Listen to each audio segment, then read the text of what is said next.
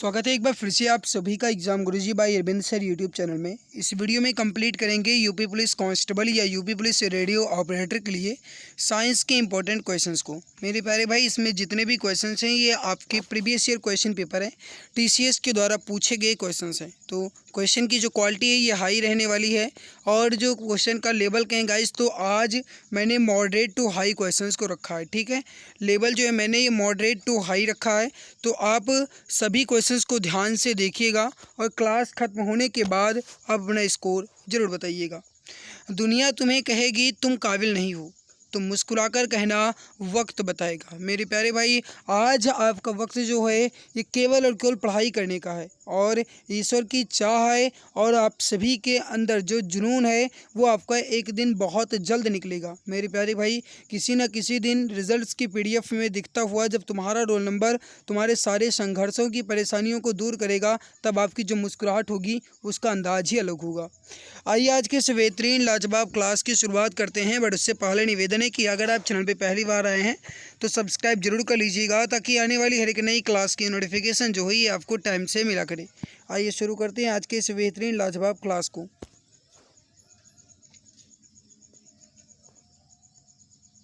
देखिए, एक लंबा सा चौड़ा सा क्वेश्चंस आपको नज़र आ रहा होगा। CHSL 2022 में पूछा गया है। पहले इसकी लैंग्वेज को ध्यान दीजिए और इसको पढ़िए एक तरीके से। सवाल है कि निम्नलिखित में से कौन सा एक मौसम संबंधी उपकरण है जिसमें एक कीप यानी फनल के आकार का संग्राहक होता है जो एक मापने वाली ट्यूब से जुड़ा होता है तथा इसका उपयोग एक निश्चित समय में प्रति इकाई क्षेत्रफल के वर्षा के मापन में किया जाता है। अब साफ तौर से आपसे जो सवाल पूछा गया है वो ये पूछा गया है कि प्रति इकाई क्षेत्रफल में वर्षा के मापन के लिए हम किस उपकरण का प्रयोग करते हैं। तो ये हो जाएगा मानक वर्षा गेज का उपयोग किया जाता है। सही आंसर जो हो जाएगा ये हो जाएगा डी ऑप्शन, मानक वर्षा गेज का उपयोग करते हैं। तो बहुत ही इजी सवाल था, बस लैंग्वेज जो है ये बड़ी रखी गई थी ताकि आप पढ़ें और आपका टाइम बर्बाद हो। मेन पॉइंट सही होता है। अगला सवाल है आपके सामने कि निम्नलिखित में से किस उपकरण का उपयोग पनडुब्बियों में समुद्र स्तर के ऊपर की वस्तुओं को देखने के लिए किया जाता है। MTS में पूछा गया है, बताइए। निम्नलिखित में से किस उपकरण का उपयोग पनडुब्बियों में समुद्र स्तर के ऊपर की वस्तुओं को देखने के लिए किया जाता है। राइट आंसर हो जाएगा परिदर्शी का उपयोग। मेरे प्यारे भाई, कभी कभी ये परिदर्शी ना दे करके पेरिस्कोप देगा, तो अगर आपको परिदर्शी दिया जाता है तो आप परिदर्शी टिक करेंगे, अगर पेरिस्कोप दिया जाता है तो आप पेरिस्कोप टिक करेंगे। तो राइट हो जाएगा आपका ऑप्शन डी। अगला सवाल है आपके सामने, देखिए। पहले तो सवाल दिया गया है, पढ़िए से। किसी पदार्थ के डैश को उस पदार्थ की सतह से एक मुक्त इलेक्ट्रॉन को दूर करने के लिए लगने वाले आवश्यक काम की न्यूनतम राशि के रूप में परिभाषित किया जाता है। सवाल को एक बार ध्यान से सुनिएगा, सवाल कहना क्या चाह रहा है। किसी पदार्थ के डैश को उस पदार्थ की सतह से एक मुक्त इलेक्ट्रॉन को दूर करने के लिए लगने वाले आवश्यक काम की न्यूनतम राशि, उसे हम कहते हैं कार्यफलन। क्या कहते हैं? कार्यफलन कहते हैं। राइट हो जाएगा आपका कार्यफलन। ओके, तो राइट हो जाएगा डी ऑप्शन। अगला सवाल देखिए, CGL 2022 में पूछा गया है। CGL 2022 के जो आपका प्रीलिम्स होता है यानी प्री एग्ज़ाम होता है, उसमें सवाल पूछा गया है। न्यूटन का निम्नलिखित में से कौन सा नियम बल की परिमाणात्मक व्याख्या करता है। परिमाणात्मक व्याख्या जो है कौन सा नियम करता है। न्यूटन ने कुल मिलाकर के 3 नियम दे और इन तीनों नियमों में उन्होंने किस नियम में अपने बल की व्याख्या की है। बल की व्याख्या जो है ये किस नियम में किया गया है, बल की परिभाषा जो है किस नियम में दी गई है। देखिए, जो बल की परिभाषा है यह न्यूटन के गतिविषय के द्वितीय नियम में दिया गया है। इसको आप ध्यान रखेंगे क्योंकि आपने पढ़ा होगा कि जो न्यूटन का गतिविषय का द्वितीय नियम है इसमें बताया गया है F=ma, यानी बल जो है या उसके द्रव्यमान और उसके त्वरण के गुणनफल के बराबर होता है, यानी मास एंड एक्सेलरेशन के इक्वल टू जो है ये आपका फोर्स होता है। ठीक है, तो यहाँ पे क्या हो जाएगा F=ma। राइट आंसर जो हो जाएगा आपका ये हो जाएगा F=ma, मतलब गतिविषय का दूसरा नियम जो है ये आपका सही आंसर हो जाएगा। अगला सवाल है कि जड़त्व या जड़ता जो है क्या है। ये 2017 में पूछा गया है CHSL एग्जाम में। जड़त्व या जड़ता जो है ये क्या है। इंपॉर्टेंट सवाल है मेरे भाई, और इसका आंसर आप जल्दी से बताइए। और परहैप्सली ये 15 PM पे पूछा गया है, तो मतलब कि ये आपका थर्ड शिफ्ट में या सेकंड शिफ्ट में पूछा गया होगा। देखिए, जड़त्व यानी कि इनर्शिया। इनर्शिया जो है इसका मतलब होता है कि वर्तमान स्थिति में होने वाले परिवर्तन का प्रतिरोध करने की प्रवृत्ति। वर्तमान स्थिति में होने वाले परिवर्तन का प्रतिरोध करने की प्रवृत्ति जो है ये जड़त्व या फिर जड़ता कहलाती है। राइट आंसर हो जाएगा आपका ए ऑप्शन, बिल्कुल परफेक्ट हो जाएगा, ए ऑप्शन करेक्ट आंसर आपका हो जाएगा। अगला सवाल देखिए, MTS में पूछा गया है तृतीय पाली में, द्रव्यमान एवं वेग के संयुक्त प्रभाव को एक भौतिक मात्रा द्वारा ध्यान में रखा जाता है जिसे कहते हैं। इसका आंसर आप बताएंगे। और मेरे प्यारे भाई, अगर आपको हमारी ये मेहनत अच्छी लग रही है और अगर आप चैनल पे पहली बार आए हैं तो सब्सक्राइब जरूर कर लीजिएगा, ताकि फ्यूचर में आने वाली हर एक नई लाइव क्लास की नोटिफिकेशन आपको समय से मिला करे और आपको इसका बेनिफिट मिल पाए। इसके पहले जितनी भी क्लासेज हुई हैं, अगर आप देखना चाहते हैं तो चैनल की प्लेलिस्ट में जाइए। यहाँ पे गाइज आपको मिल जाएंगी सारी क्लासेस प्लेलिस्ट में। आप यहाँ पे हर एक क्लास को क्रम के अनुसार देख पाएंगे। PDF टेलीग्राम चैनल को ज्वाइन कर लीजिएगा, वहाँ पे आपको इसकी PDF जो है ये मिल जाएगी। द्रव्यमान एवं वेग के संयुक्त प्रभाव को एक भौतिक मात्रा द्वारा ध्यान में रखा जाता है। द्रव्यमान और वेग के एक संयुक्त प्रभाव को, मेरे प्यारे भाई, इसका जो सही आंसर हो जाएगा ये हो जाएगा संवेग, क्योंकि आपने पढ़ा होगा कि संवेग जो है ये आपका होता है द्रव्यमान और वेग का गुणनफल, है ना, समवेग। इसका अगर आप विच्छेद करेंगे तो सम मतलब संगति, दैट मीन्स ये हो जाएगा द्रव्यमान और वेग, इन दोनों के गुणनफल से संवेग बना है, तो राइट हो जाएगा ऑप्शन सी। और यहाँ पे आप भी जानते हैं गाइस कि जो मोमेंटम है, संवेग है, ये आपका m गुणे v होता है, या फिर एक तरीके से कहा जाए तो मास इंटू वेलोसिटी होता है। P = m इंटू v, ये होता है इसका फॉर्मूला। आवेग जो है ये किसके तुल्य होता है? बिल्कुल सवाल वही है, लैंग्वेज चेंज की गई है बस। आपसे पूछा गया कि आवेग जो है ये किसके तुल्य होता है। तुल्य का मतलब होता है मेरे भाई कि आवेग जो है ये किसके बराबर होता है।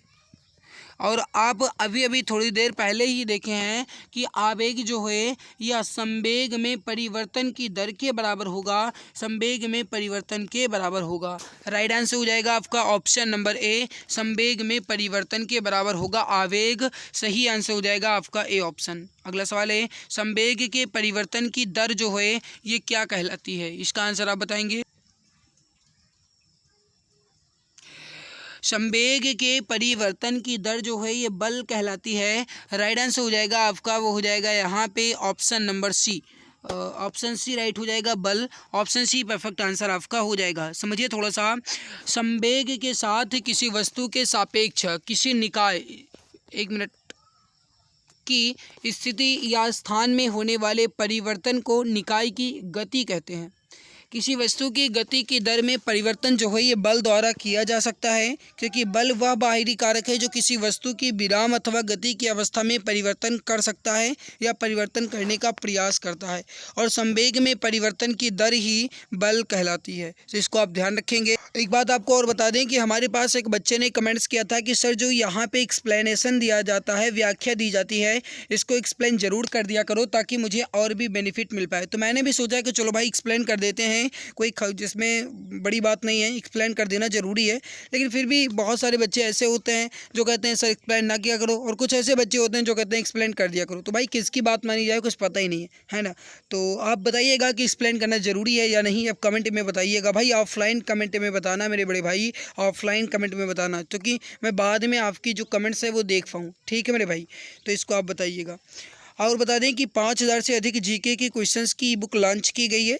इस पर 60% का डिस्काउंट चल रहा है, मात्र 39 रुपये में आपको मिल जाएगी।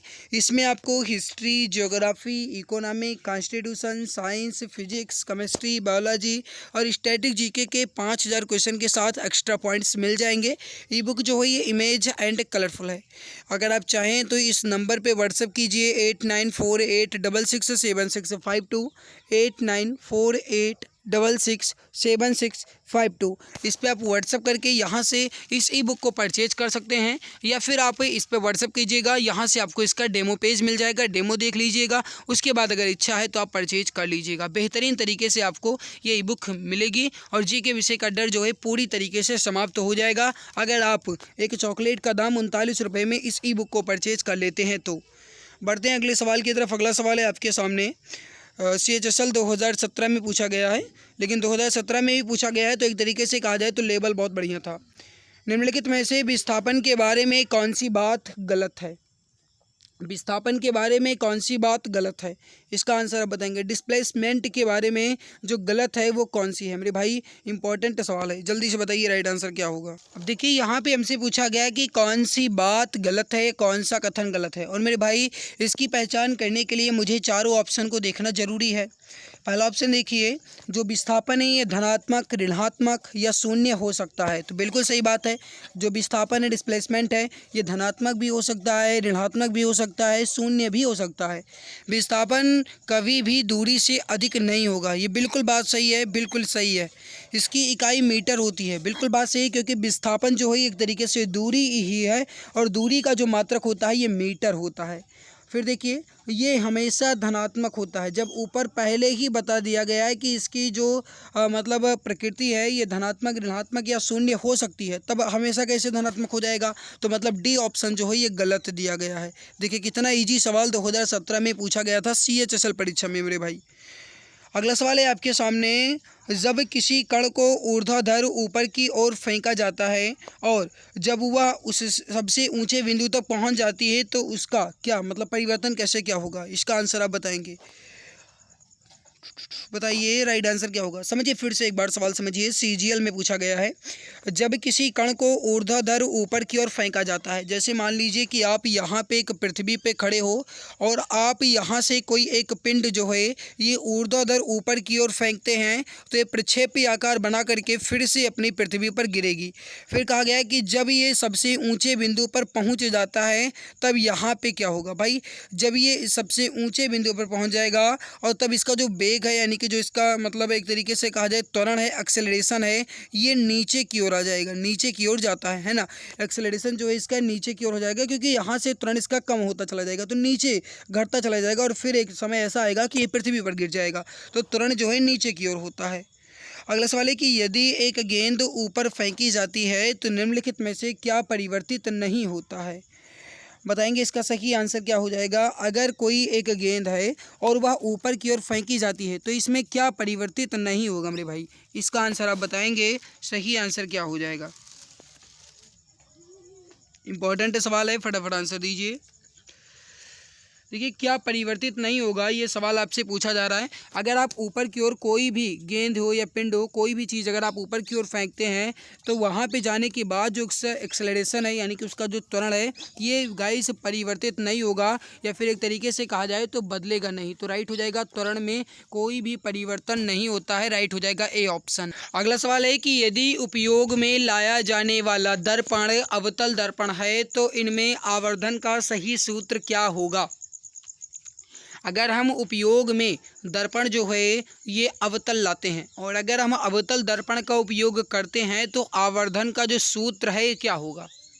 भाई आवर्धन बराबर क्या होगा? प्रतिबिंब की दूरी और बिंब की दूरी, मतलब प्रतिबिंब की दूरी का अनुपात और बिंब की दूरी के अनुपात जो हैं ये अवतल दर्पण के आवर्धन के बराबर होंगे मेरे भाई। तो राइट हो जाएगा आपका, वो हो जाएगा सी ऑप्शन। अवतल दर्पण का आवर्धन जो है ये प्रतिबिंब की दूरी और बिंब की दूरी के रेशो के इक्वल होंगे, राइट हो जाएगा आपका ऑप्शन नंबर सी।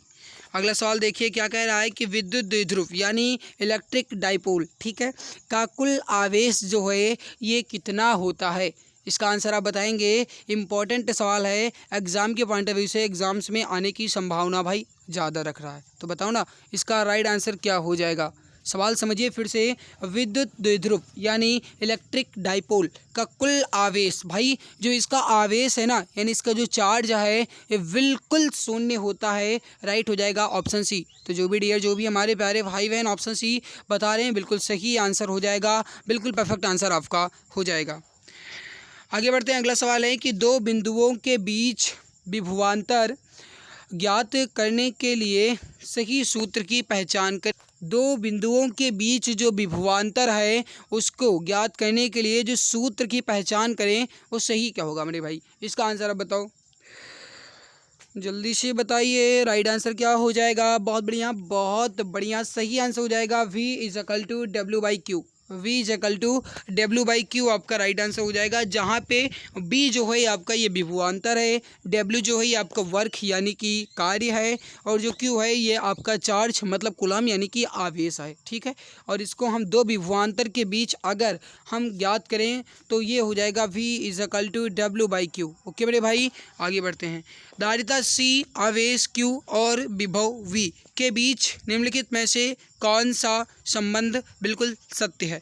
अब देखिए, मैं आपको एक बात बता दूं कि मैंने आपको क्लास के शुरुआत में ही बता दिया था कि आज के जो क्वेश्चंस है मेरे भाई ये मॉडरेट टू हाई हैं, और आपको हर एक क्वेश्चंस को ध्यान से देखना है, हर एक क्वेश्चंस को अच्छे से समझना है, और इम्पॉर्टेंट क्वेश्चंस हैं, एग्जाम में टपकने के ज़्यादा चांस रख रहे हैं आज के सवाल। तो जल्दी से बताइए, धारिता C यानी जो इसकी कैपेसिटी है वो आपकी C है, आवेश Q यानी कि जो चार्ज है Q है, विभवांतर जो आपका है वो V है, इनके बीच जो संबंध सही है वो क्या होगा मेरे भाई। इसमें होता है कि आवेश जो है ये विभव और धारिता के प्रोडक्ट के बराबर होता है, तो ये हो जाएगा कि Q is equal to CV यानी कि जो आपका मतलब आवेश है, चार्ज है, ये उसकी धारिता और उसके विभव के गुणनफल के बराबर होगा। राइट हो जाएगा आपका B ऑप्शन। आगे बढ़ते हैं कि यदि विद्युत प्रतिरोध कम करना हो तो रोधकों की संख्या को किससे जोड़ना चाहिए। विद्युत प्रतिरोध, अच्छा, यदि विद्युत प्रतिरोध को हमें कम करना है यानी कि जो विद्युत प्रतिरोध है, अगर हम इलेक्ट्रिक रेजिस्टेंस को कम करना चाहें तो हम जो प्रतिरोध है उसके जो प्रतिरोधक हैं उन्हें हम किस क्रम में जोड़ें, श्रेणी क्रम में यानी सीरीज, या फिर माला क्रम में, या फिर सीरीज श्रेणी माला सब बात एक ही है, समांतर क्रम में, या फिर मिश्रित व्यवस्था में। देखो भाई, मिश्रित व्यवस्था तो होगी नहीं और माला होगा नहीं। इसे हम अगर समांतर क्रम में जोड़ते हैं, अगर इसे हम समांतर क्रम में जोड़ते हैं तो ये आपका जो है ये प्रतिरोध कम हो जाएगा। राइट हो जाएगा V ऑप्शन। अगला सवाल है, ये एक धातु के चालक का प्रतिरोध जो है ये कैसा होता है। एक धातु के चालक का प्रतिरोध जो है कैसा होता है, इसका आंसर आप बताएंगे मेरे भाई। इंपॉर्टेंट सवाल है, जल्दी से बताइए। और अगर आपको हमारी मेहनत अच्छी लग रही है ना तो लाइक कर दो मेरे भाई। हम बोल रहे हैं आपके लिए रहे, अपना कीमती समय आपके लिए खर्च करें, तो इतनी जिम्मेदारी आपकी बनती है कि आप क्लास को लाइक कर दो। मच्छर इतने काट रहे हैं कि मैं आपको बता नहीं सकता हूँ, तो आपकी तो जिम्मेदारी बनती है मेरे भाई कि आप क्लास को लाइक तो कर ही सकते हो। मेहनत हम आपके लिए कर रहे हैं और वो भी बिल्कुल फ्री में होता है, जिससे आपका एक भी पैसा नहीं कटेगा। तो इतने कंजूसपन आपका सही नहीं है मेरे भाई, इतने भी कंजूस ना बने कि सही ना रहे, है ना, अच्छा नहीं लगता इतना, तो लाइक कर दिया करो। एक धातु के चालक का प्रतिरोध उसकी लंबाई के समानुपाती होता है। जो उसका प्रतिरोध है ये उसकी लंबाई के समानुपाती होगा। अगर लंबाई बढ़ेगी तो प्रतिरोध बढ़ेगा, और अगर प्रतिरोध बढ़ेगा तो लंबाई बढ़ेगी। तो राइट हो जाएगा A ऑप्शन। अगला सवाल है कि जब दो प्रतिरोध R1 व R2 को श्रेणी में जोड़ा जाता है तो उनका तुल्य प्रतिरोध क्या होगा। दो प्रतिरोध हैं, अगर हम R1 और R2 को श्रेणी क्रम में जोड़ें, यानी कि एक तरीके से कहा जाए तो सीरीज में या माला क्रम में जोड़ें, तो उनका जो प्रतिरोध है ये किसके तुल्य होगा। तो इनका जो प्रतिरोध है मेरे भाई, इनके हम R1, R2, R3, R4, R5 ऐसे ही जोड़ते चले जाते हैं। हमें दो ही प्रतिरोध दिया गया है, R1 और R2, तो इसे हम R1 + R2 में जोड़ देंगे। तो राइट हो जाएगा आपका V option, R1 + R2। Option B बिल्कुल परफेक्ट आंसर आपका हो जाएगा। आगे बढ़ते हैं। अगला सवाल है आपके सामने कि जब कुंडली के गति की दिशा विद्युत चुंबकीय क्षेत्र की दिशा के लंबवत होती है तो उत्पन्न प्रेरित धारा का मान जो है कैसा होता है। इंपॉर्टेंट सवाल है, जल्दी से बताइए, फटाफट आंसर दीजिए। जब कुंडली के गति की दिशा विद्युत चुंबकीय क्षेत्र की दिशा के लंबवत होती है तो विद्युत से जो प्रेरित धारा होती है उसका मान कैसा होता है। राइट आंसर जो हो जाएगा उसका मान कैसा होता है, ये उसके प्रेरित धारा का मान जो है ये उसके विद्युत चुंबकीय क्षेत्र के लंबवत होती है प्रेरित धारा का मान। अच्छा, जो इसके प्रेरित धारा का मान होता है ये भाई अधिक होगा। ऐसा होगा, अधिक होगा। राइट हो जाएगा B ऑप्शन। देखिए ये एक्सप्लेन जो है मेरे भाई आप देख लीजिएगा, ठीक है। आज ज़्यादा टाइम नहीं है कि मैं एक्सप्लेन कर पाऊँ, लेकिन कोशिश है कि कल से मैं आपको एक्सप्लेन करूँगा।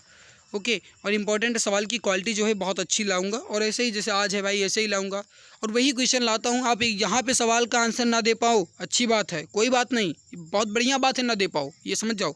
लेकिन एग्ज़ाम में वो सवाल आए और आप वहाँ पे आंसर दे पाओ, ये बहुत बड़ी बात होती है, तो ये समझ जाओ। तो मेरे भाई आपको वही क्वेश्चन पढ़ना है जो आप यहाँ पर नहीं जानते हैं।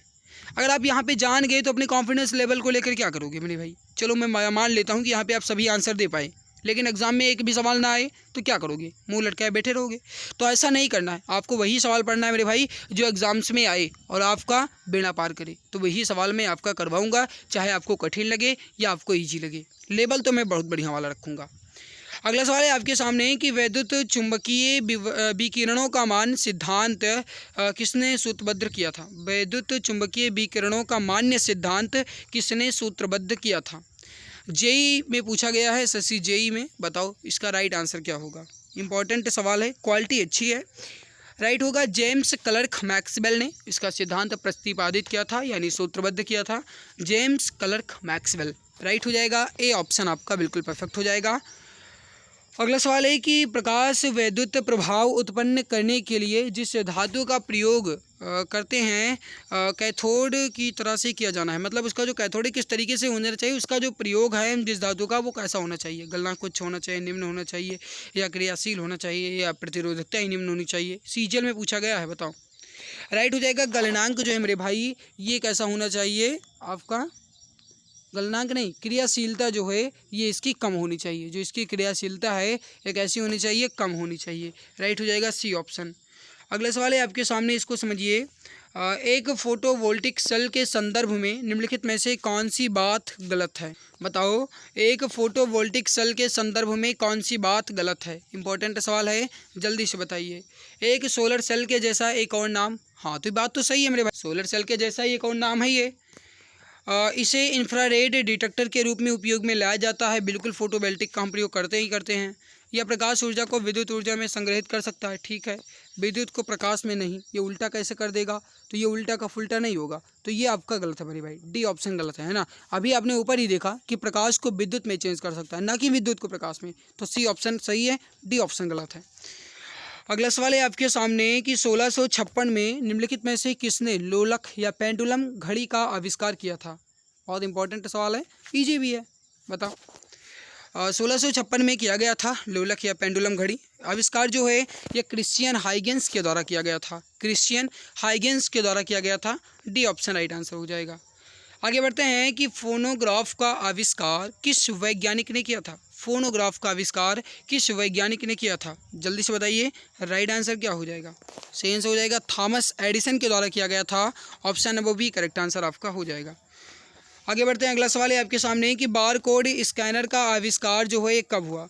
बहुत इंपॉर्टेंट सवाल है मेरे भाई, जल्दी से बताइए। बार कोड स्कैनर का आविष्कार जो है कब हुआ? ये होता है बार कोड, आपने देखा होगा जैसे काली लाइन में होता है ना, ये बार कोड होता है। आविष्कार जो इसका 1974 में हुआ था। 1974 यानी 1974 में हुआ था। एक्सप्लेन देखना जरूरी है। बार कोड स्कैनर का आविष्कार 1974 में हुआ। इसका प्रयोग आजकल सबसे ज़्यादा करते हैं व्यवसायिक रूप में। जैसे अगर आप कोई एक रुपये का शैम्पू भी लाओगे ना, उसमें भी बार कोड बना होता है। लगभग हर एक व्यापार में आज विभिन्न कारणों से असंख्य बारकोड का उपयोग होता है। स्कैनर के कई प्रकार भी हैं, जैसे एलईडी, लेज़र, इमेजर, 2D। प्रत्येक अलग अलग तरीके से बारकोड का स्कैन करते रहते हैं, आपने देखा ही मेरे भाई। हम बहुत तरीके से लेज़र, इमेजर, किसी भी तरीके से हम स्कैन कर सकते हैं इसको। अगला है कि बहुरूप दर्शक यानी कि कैलिडोस्कोप का डैश द्वारा आविष्कार किया गया था। बताओ इसका सही आंसर क्या हो जाएगा? जो बहुरूप दर्शक है या फिर कहा जाए तो कैलिडोस्कोप, वैज्ञानिक भाषा में कैलिडोस्कोप कहोगे। इसका आविष्कार किसके द्वारा किया गया था? डेविड ब्रीवस्टर के द्वारा। किसके द्वारा? डेविड ब्रीवस्टर के द्वारा। ऑप्शन डी करेक्ट आंसर आपका हो जाएगा। और टिम बर्नर्स-ली जो हैं इन्होंने WWW यानी वर्ल्ड वाइड वेब का आविष्कार किया था। और जो बाकी यहाँ पे एलन ब्लूमीन हैं, इन्होंने telecommunication, sound recording, television, radar जैसे कई इलेक्ट्रॉनिक उपकरण का आविष्कार जो है ये एलन ब्लूमीन के द्वारा किया गया था। अगला सवाल है कि मैजिक मार्कर डैश द्वारा आविष्कार किया गया था। मैजिक मार्कर जो है किसके द्वारा आविष्कारित किया गया? मैजिक मार्कर, इसका आविष्कार जो है सिडनी रोजनथल द्वारा किया गया था। ऑप्शन सी करेक्ट आंसर हो जाएगा। और 1953 में, ये भी आप ध्यान रखिएगा। और ये जो एडोल्फ सैक्स हैं, इन्होंने 1846 में एडोल्फ सैक्स ने सैक्सोफोन का आविष्कार किया था। इसको भी आप ध्यान रखेंगे। अगला सवाल है कि रेडियो की ट्यूनिंग के लिए प्रयुक्त घटक मूलतः एक डैश होता है। क्या होता है बताओ? रेडियो की जो ट्यूनिंग है इसका प्रयोग या फिर प्रयुक्त हम किसके लिए करते हैं मेरे भाई? तो ये संगणक का होता है। ऑप्शन बी राइट हो जाएगा। अगला सवाल है कि सौर सेलों के जिस समूह को एक निश्चित पैटर्न में एक साथ जोड़ दिया जाता है उसे आप क्या कहते हैं? उसे हम सौर सेल पैनल कहते हैं, राइट हो जाएगा आपका डी ऑप्शन।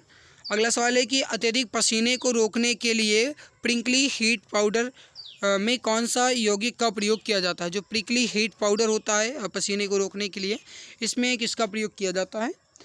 तो किसका प्रयोग किया जाएगा? ये किया जाएगा बोरिक अम्ल का, राइट हो जाएगा ए ऑप्शन बोरिक अम्ल। ठीक है, तो मैंने आज थोड़ा सा जल्दी जल्दी ये क्वेश्चंस जो है करवाए हैं मेरे भाई। टाइम बहुत कम है आज हमारे पास, तो अभी मुझे बहुत ज़्यादा काम है, इस वजह से मैंने सभी क्वेश्चंस करवा दिए हैं। और आई होप हमारी मेहनत अच्छी लगी होगी।